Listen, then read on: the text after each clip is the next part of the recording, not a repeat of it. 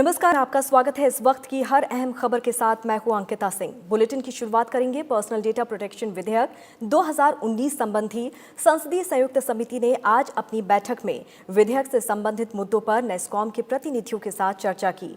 इसके अलावा बात करेंगे राज्यसभा के सभापति एम वेंकैया नायडू को आज वाणिज्य मंत्रालय से संबंधित संसदीय स्थायी समिति की अहम रिपोर्ट सौंपी गई। समिति ने कृषि और सामुद्रिक उत्पादों के निर्यात से जुड़े विषय को लेकर सरकार को सुझाव दिए हैं। लोकसभा अध्यक्ष ओम बिरला ने मॉनसून सत्र की तैयारियों को लेकर गुरुवार को बैठक बुलाई है। साथ ही देखेंगे केंद्र और राज्य सरकारों के साझा प्रयासों से देश में स्वस्थ हो चुके कोरोना मरीजों की संख्या ज्यादा है और रिकवरी रेट 76.30% हो गया है। देश में कोरोना के 32 लाख से अधिक मामले आ चुके हैं। इन तमाम खबरों के अलावा देश दुनिया की हर खबर पर रहेगी नजर। शुरुआत करते हैं बुलेटिन की।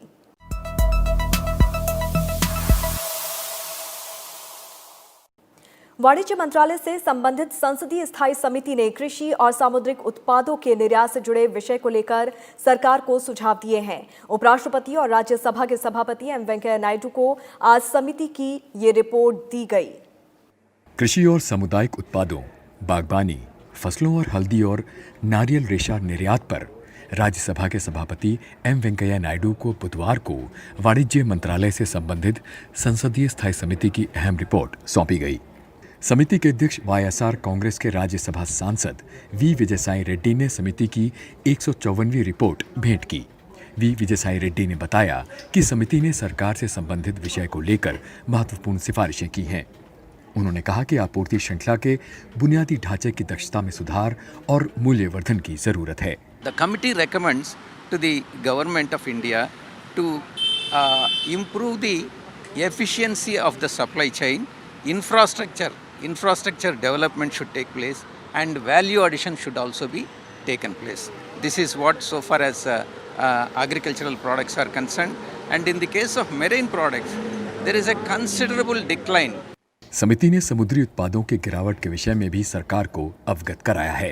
कृषि और सामुद्रिक उत्पादों, बागबानी, फसलों, हल्दी और नारियल रेशा निर्यात पर समिति की ये रिपोर्ट काफी महत्वपूर्ण है। समिति ने इस विषय की पड़ताल के लिए विजयवाड़ा, बेंगलुरु और कोचीन का दौरा किया, जहां किसानों से विभिन्न स्तर पर जानकारी हासिल की गई। इस रिपोर्ट को 27 जुलाई को हुई समिति की बैठक में मंजूरी दे दी गई थी। संसद की वाणिज्य संबंधी स्थायी समिति की आज बैठक हुई। इस बैठक में 2 अहम संगठनों के प्रतिनिधियों ने अपने विचार रखे। देश में कोविड-19 के बाद अर्थव्यवस्था में निवेश आकर्षित करने की चुनौतियों और अवसर विषय पर स्थायी समिति गहन पड़ताल कर रही है। इस क्रम में उसने आज automotive component manufacturers association of India और society of Indian automobile manufacturers के प्रतिनिधियों का साक्ष्य लिया। करीब 2.5 घंटे तक चली समिति की बैठक में सदस्यों ने प्रतिनिधियों से कई विषयों पर जानकारी ली। वी विजय साई रेड्डी की अध्यक्षता में इस समिति की बैठक में 15 सदस्य मौजूद रहे। इसमें नवनिर्वाचित सदस्य मल्लिकार्जुन खड़गे और प्रियंका चतुर्वेदी भी शामिल हैं। समिति इस विषय पर सचिव उद्योग और आंतरिक व्यापार विभाग और सचिव MSME के साथ चर्चा कर जमीनी हकीकत जान चुकी है। ये बैठक कल भी जारी रहनी है। पर्सनल डेटा प्रोटेक्शन विधेयक 2019 संबंधी संसदीय संयुक्त समिति ने आज अपनी बैठक में विधेयक से संबंधित मुद्दों पर नेस्कॉम के प्रतिनिधियों के साथ चर्चा की। समिति की ये 9वीं बैठक थी, जिसमें 15 सदस्य मौजूद थे। लोकसभा सांसद मीनाक्षी लेखी की अध्यक्षता वाली दोनों सदनों की ये संयुक्त समिति है, जो इस समय बेहद अहम विधेयक के सभी पक्षों पर व्यापक पड़ताल कर रही है। पर्सनल डेटा प्रोटेक्शन विधेयक 2019 संबंधी संसदीय संयुक्त समिति के समक्ष बुधवार को नेस्कॉम के 5 प्रतिनिधियों ने विषय से संबंधित तथ्य रखे। इससे पहले हुई बैठकों में आईटी मंत्रालय, विधि और न्याय मंत्रालय, UIDAI, गृह मंत्रालय, राष्ट्रीय अपराध रिकॉर्ड ब्यूरो, NIA और doctor APJ Abdul Kalam centre के प्रतिनिधियों संग विचार विमर्श हुआ था। साथ ही समिति के समक्ष विषय के कई जानकारों ने भी अपना ज्ञापन दिया है। ये विधेयक दोनों सदनों की संयुक्त समिति के पास विचार के लिए 11 दिसंबर 2019 को भेजा गया था। लोकसभा में इस बाबत केंद्रीय विधि और न्याय मंत्री रविशंकर प्रसाद ने प्रस्ताव रखा था। इसी के तहत मीनाक्षी लेखी की अध्यक्षता वाली इस समिति में PP चौधरी, राज्यवर्धन सिंह राठौर, तेजस्वी सूर्या, SS अहलुवालिया, हिना गावित, संजय जायसवाल और गौरव गोगोई समेत 20 सदस्यों को लोकसभा में शामिल किया गया। वहीं राज्यसभा के 10 सदस्यों में Bhupender Yadav, Rajeev Chandrasekhar, Jairam Ramesh, doctor Amar Patnaik, A Navaneeth Krishnan, professor Ramgopal Yadav, Derek O'Brien, Ashwini Vaishnaw, Vivek Tankha इस समिति में शामिल हैं। विधेयक को लेकर विपक्ष की तमाम आपत्तियां थी। पर्सनल डेटा प्रोटेक्शन विधेयक 2019 बेहद अहम विधेयक है, जिसमें सरकार को फेसबुक और गूगल समेत तमाम विदेशी कंपनियों से निजी और गैर निजी डेटा के बारे में पूछने का अधिकार है। निजी डेटा चोरी करने वाली कंपनियों पर सख्ती के साथ साथ इसमें कई प्रावधान हैं। निजी सूचनाओं की सुरक्षा का सवाल पूरी दुनिया में चर्चा में है। ATM, debit card, credit card और नेट बैंकिंग में फर्जीवाड़े की कई घटनाएं हो चुकी हैं। इस नाते संयुक्त समिति की रिपोर्ट पर सभी की निगाहें लगी हुई हैं। लोकसभा अध्यक्ष ओम बिरला संसद के मॉनसून सत्र की तैयारियों को लेकर 27 अगस्त को अहम बैठक करेंगे। ये बैठक तैयारियों की समीक्षा को लेकर बुलाई गई है। मॉनसून सत्र की तैयारियां दोनों सदनों में चल रही हैं। इसे लेकर दोनों सदनों के पीठासीन अधिकारियों के साथ कई बैठकें हो चुकी हैं। कोरोना संकट के नाते इस बार कई अतिरिक्त सावधानियां बरती जा रही हैं। संसदीय समितियों की बैठकों के लिए भी कई अलग व्यवस्थाएं की जा रही हैं। सारे पहलुओं को ध्यान में रखकर लोकसभा अध्यक्ष पीएलबी की कमेटी रूम संख्या 74 में सुबह 11 बजे बैठक करेंगे।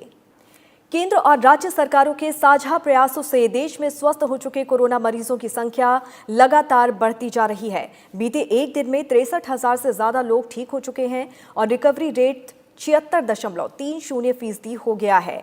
केंद्रीय स्वास्थ्य मंत्रालय की ओर से जारी आंकड़ों के मुताबिक पिछले 24 घंटे में देश में 67,151 नए केस आए हैं। अब तक देश में 32,34,000 से ज्यादा कोरोना के मामले सामने आ चुके हैं। वहीं बीते एक दिन में 63,000 से अधिक मरीज ठीक हुए हैं। अब तक 24,67,000 से अधिक मरीज ठीक हो चुके हैं।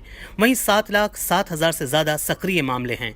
वहीं पिछले 24 घंटे में 1,059 लोगों की मौत हुई है, जिसके बाद इस बीमारी से मरने वालों की संख्या 59,449 हो गई है। लेकिन देश में कोरोना से मरने वालों की दर 1.84% है। मंगलवार को देश में 8,23,000 से अधिक कोरोना के टेस्ट किए गए हैं। अब तक 23,76,00,000 से अधिक टेस्ट किए जा चुके हैं। देश में जून में जहां औसत रोजाना 1,66,000 से अधिक कोरोना के टेस्ट किए गए, इस दौरान 13,000 से अधिक केस रोजाना सामने आए।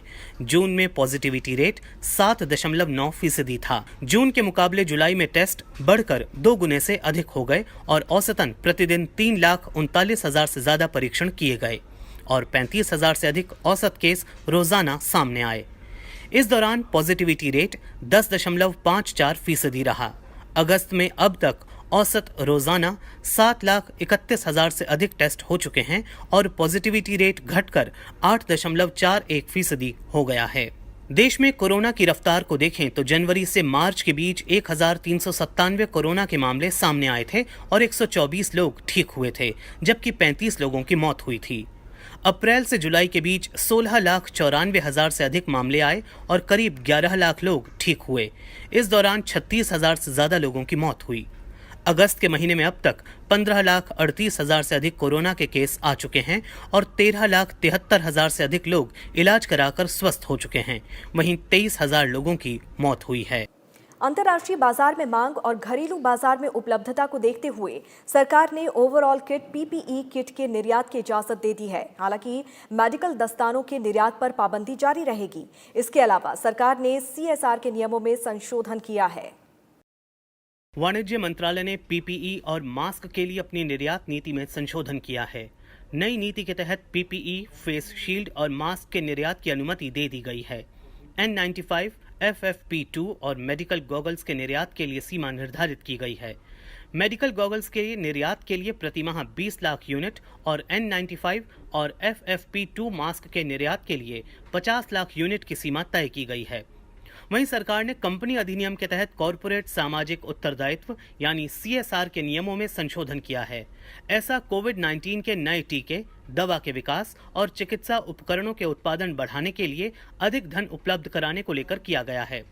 सामान्य कारोबारी गतिविधियों के तहत नए टीके, दवा और चिकित्सकीय उपकरण के शोध और विकास में लगी कंपनियां नए संशोधनों के बाद इस संबंध में अपने शोध और विकास मद में किए गए खर्च को CSR खर्च में दिखा सकती हैं। कंपनियों के CSR खर्च में किया गया संशोधन सशर्त है। ये मौजूदा वित्त वर्ष के साथ अगले 2 वित्तीय वर्ष के लिए मान्य है। कंपनी अधिनियम के तहत कंपनियों को अपने पिछले 3 साल के औसत शुद्ध लाभ का 2% CSR पर खर्च करना होता है। कॉरपोरेट मामलों के मंत्रालय ने 24 अगस्त को CSR नियमों में बदलाव की अधिसूचना जारी की थी। देश में कोरोना के 67,000 से अधिक नए मामले सामने आए हैं। इसमें सबसे ज्यादा महाराष्ट्र में 10 से अधिक केस और आंध्र प्रदेश में करीब 10,000 नए केस आए हैं। इसके अलावा तमिलनाडु, कर्नाटक और उत्तर प्रदेश में 5,000 से अधिक लोग कोरोना संक्रमित पाए गए हैं। राजधानी दिल्ली में कोरोना के बढ़ते मामले को देखते हुए टेस्ट की संख्या बढ़ाकर 40,000 प्रतिदिन करने का फैसला लिया गया है। केंद्रीय स्वास्थ्य मंत्री डॉक्टर हर्षवर्धन ने कहा है कि कोरोना वायरस के खिलाफ भारत की लड़ाई दुनिया के कई बड़े देशों के मुकाबले बेहतर है और संक्रमण से देश में ठीक होने वालों की दर 76% के पार पहुंच गई है। डॉक्टर हर्षवर्धन ने आज राजस्थान में 2 मेडिकल कॉलेजों और 3 सुपर स्पेशलिटी अस्पतालों का वीडियो कॉन्फ्रेंस के जरिए उद्घाटन किया। दिल्ली में कोरोना के मामलों में तेजी आई है। पिछले 24 घंटे में 1,500 से ज्यादा मामले आए हैं, जो बीते 40 दिन में सबसे ज्यादा हैं। मुख्यमंत्री अरविंद केजरीवाल ने कोरोना वायरस संक्रमण के बढ़ रहे मरीजों को लेकर समीक्षा बैठक की। बाद में उन्होंने कहा कि अगले 1 हफ्ते में कोरोना के टेस्ट की संख्या 2 गुना की जाएगी। राजधानी में प्रतिदिन 40,000 टेस्ट किए जाएंगे। जैसे दिल्ली में जो हमने कोरोना से लड़ाई पे काबू पाया, कोरोना पे नियंत्रण पाया, उसका एक बहुत बड़ा वो था कि टेस्ट की संख्या उस वक्त बहुत बढ़ा दी थी। अब हम इसको डबल करने जा रहे हैं। आज की डेट में टेस्ट लगभग 20,000 टेस्ट पर डे होते हैं। इसको हम 1 हफ्ते के अंदर 40,000 टेस्ट पर डे करेंगे। हमारी स्ट्रैटेजी यही रहेगी जो पहले थी, test and isolate, test and isolate. कोविड-19 महामारी से जूझते और उभरते देश में अब धीरे धीरे कई सामाजिक और धार्मिक गतिविधियों को जरूरी प्रतिबंधों के साथ फिर से शुरू किया जा रहा है। इसी कड़ी में 16 अगस्त से फिर से शुरू हुई मां वैष्णो देवी यात्रा के लिए आज से ऑनलाइन रजिस्ट्रेशन और हेलीकॉप्टर बुकिंग शुरू हो गई है। वहीं तिरुवनंतपुरम में भी भगवान पद्मनाभ स्वामी मंदिर को आज से भक्तों के दर्शन के लिए खोल दिया गया है। केरल के तिरुवनंतपुरम में भगवान पद्मनाभ स्वामी के इस मंदिर में भक्तों ने बुधवार को दर्शन किए। भक्तों को दर्शन के दौरान एक दिन पहले ऑनलाइन पंजीकरण कराए गए फॉर्म और आधार कार्ड की एक प्रति अपने पास रखनी होगी। वहीं इस दौरान एक समय में 35 व्यक्तियों को ही मंदिर के अंदर जाने की अनुमति है और एक दिन में भक्तों की कुल संख्या की सीमा 665 तक रखी गई है। वहीं दूसरी ओर कटरा में माता वैष्णो देवी यात्रा के लिए ऑनलाइन रजिस्ट्रेशन और हेलीकॉप्टर की बुकिंग भी शुरू हो गई है। ऑनलाइन रजिस्ट्रेशन सुविधा को 5 सितंबर तक के लिए खोला गया है। देश के दूसरे राज्यों से आने वाले श्रद्धालुओं के लिए 48 घंटों के भीतर की कोरोना जांच रिपोर्ट अनिवार्य करने के बाद अब श्री माता वैष्णो देवी श्राइन बोर्ड ने प्रतिदिन 2000 श्रद्धालुओं को दर्शनों की इजाज़त दी है। इनमें बाहरी राज्यों से आने वाले श्रद्धालुओं के कोटे की बढ़ोतरी पर विचार किया जा रहा है, जो पहले 100 निर्धारित किया गया था। पूर्व राष्ट्रपति प्रणब मुखर्जी की सेहत में कोई सुधार होता हुआ नहीं दिख रहा है। दिल्ली कैंटोनमेंट के आर्मी रिसर्च एंड रेफरल अस्पताल के मुताबिक पूर्व राष्ट्रपति अभी भी गहरे कोमा में हैं और वेंटिलेटर सपोर्ट पर हैं। उनके प्रमुख और क्लिनिकल पैरामीटर स्थिर बने हुए हैं। विशेषज्ञों की एक टीम उनकी देख रेख कर रही है और उनके श्वसन संक्रमण का इलाज भी जारी है। 84 वर्षीय पूर्व राष्ट्रपति प्रणब मुखर्जी का 10 अगस्त को दिल्ली कैंट के अस्पताल में मस्तिष्क की सर्जरी की गई थी। प्रणब मुखर्जी की कोरोना संक्रमण की रिपोर्ट भी पॉजिटिव आई थी। मेडिकल और इंजीनियरिंग प्रवेश परीक्षाओं यानी कि नीट और जेईई की परीक्षा तय तारीख को ही होगी। राष्ट्रीय परीक्षा एजेंसी यानी कि एनटीए ने यह साफ कर दिया है कि जेईई 1 से 6 सितंबर के बीच और एनईईटी परीक्षा 13 सितंबर को होनी है। राष्ट्रीय परीक्षा एजेंसी परीक्षा केंद्रों की संख्या बढ़ाने, एक सीट छोड़कर बैठाने, हर कमरे में कम उम्मीदवारों को बैठाने और प्रवेश निकास की अलग व्यवस्था जैसे कदम उठाएगी। इन प्रवेश परीक्षाओं को स्थगित करने की बढ़ रही मांग के बीच एनटीए ये व्यवस्था कोविड-19 महामारी के मद्देनजर केंद्रों पर सामाजिक दूरी के नियम का अनुपालन सुनिश्चित करने के लिए करेगी। एनटीए ने बयान जारी कर कहा है कि जेईई के लिए परीक्षा केंद्रों की संख्या 570 से बढ़ाकर 660 की गई है। वहीं एनईईटी अब 2546 केंद्रों के बजाय 3843 केंद्रों पर होगी। जेईई कंप्यूटर आधारित परीक्षा है, जबकि नीट पारंपरिक तरीके से कलम और कागज पर होती है। इसके अलावा जेईई मुख्य परीक्षा के लिए पालियों की संख्या 8 से बढ़ाकर 12 कर दी गई है और हर पाली में छात्रों की संख्या अब 1,32,000 से घटाकर 85,000 हो गई है। सामाजिक दूरी का अनुपालन सुनिश्चित करने के लिए जेईई मुख्य परीक्षा में छात्रों को परीक्षा कक्ष में एक सीट छोड़कर बैठाया जाएगा, जबकि नीट परीक्षा में एक कमरे में विद्यार्थियों की संख्या 24 से घटाकर 12 कर दी गई है। परीक्षा कक्ष के बाहर सामाजिक दूरी सुनिश्चित करने के लिए उम्मीदवारों का विशेष प्रवेश और निकास होगा। कोविड-19 की वजह से परीक्षा स्थगित करने का निर्देश देने के लिए दायर याचिका को पिछले हफ्ते सुप्रीम कोर्ट ने खारिज कर दिया था। इस साल जेईई मुख्य परीक्षा के लिए 9,53,000 छात्रों ने पंजीकरण कराया है, जबकि नीट के लिए 15,97,000 छात्रों ने पंजीकरण कराया है। कांग्रेस की अंतरिम अध्यक्ष सोनिया गांधी ने बुधवार को जेईई मुख्य और नीट की प्रवेश परीक्षा और माल और सेवा कर संग्रह यानी कि जीएसटी पर चर्चा करने के लिए 7 राज्यों के मुख्यमंत्रियों के साथ वीडियो कॉन्फ्रेंसिंग के जरिए बैठक की।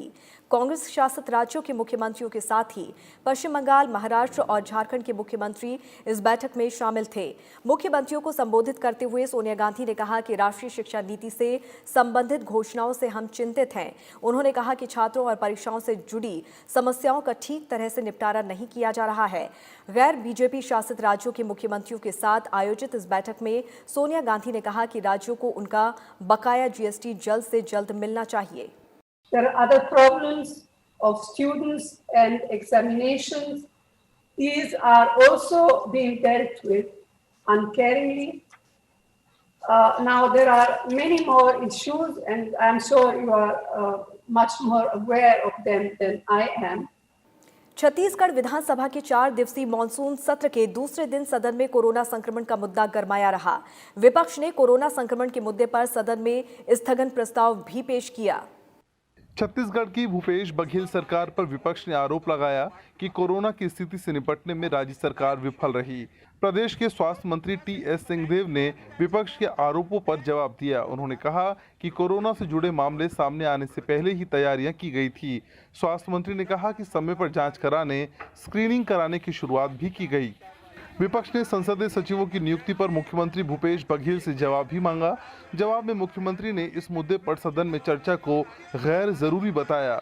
वहीं विधि मंत्री ने कहा कि संसदीय सचिव मंत्रियों के सहयोग के लिए बनाए गए हैं। नेता प्रतिपक्ष धर्मलाल कौशिक ने सदन में धान और मक्का बीज खरीदी का मुद्दा उठाया।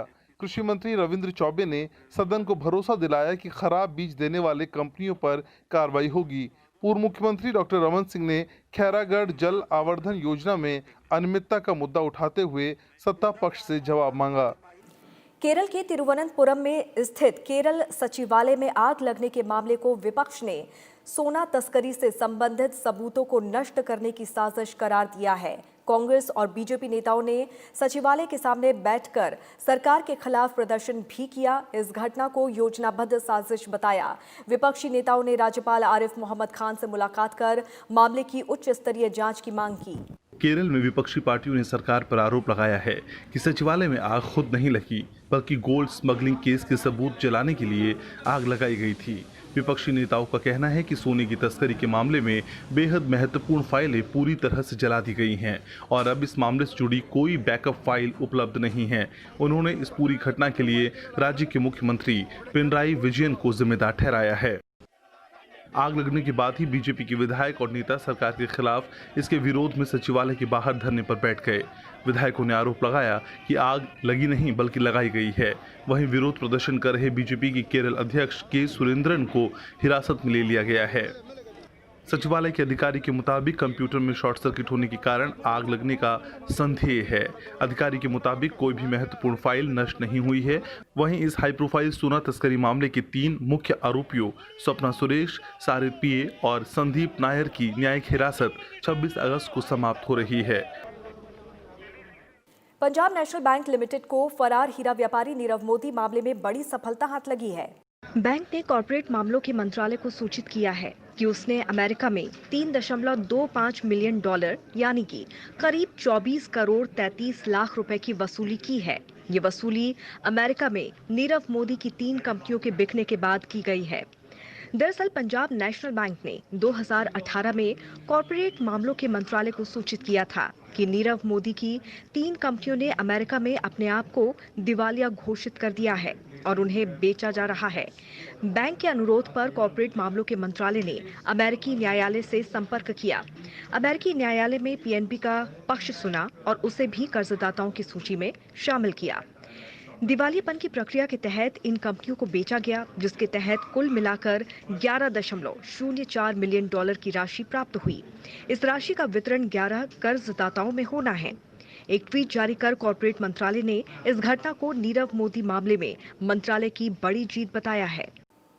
भारत और वियतनाम ने मंगलवार को अपने आर्थिक और रक्षा संबंधों को नई ऊर्जा प्रदान करने पर सहमति जताई और असैन्य परमाणु ऊर्जा, अंतरिक्ष जैसे क्षेत्रों में करीबी सहयोग की संभावना तलाशने का संकल्प जताया। भारत वियतनाम संयुक्त आयोग की डिजिटल माध्यम से आयोजित बैठक की सह अध्यक्षता विदेश मंत्री एस जयशंकर और वियतनाम के उनके समकक्ष फाम बिन मिन्ह ने की। भारत वियतनाम संयुक्त आयोग की 17वीं बैठक मंगलवार को हुई। इस बैठक में दोनों देशों ने सामरिक गठजोड़ में हाल के घटनाक्रमों की समीक्षा की। दोनों देश आर्थिक और रक्षा संबंधों को नई गति प्रदान करने पर भी सहमत हुए।